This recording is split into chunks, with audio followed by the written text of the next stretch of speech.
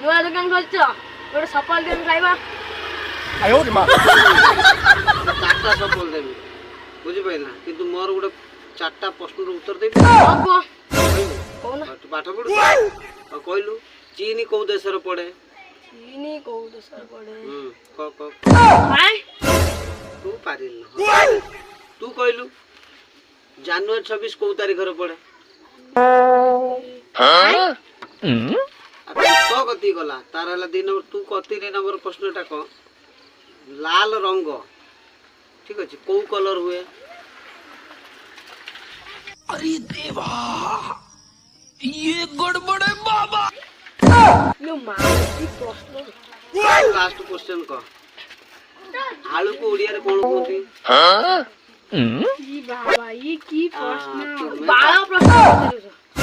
मैं चुटिया बने सफल मागे खाए साला मु 1000 लोक चोर तू मत चोर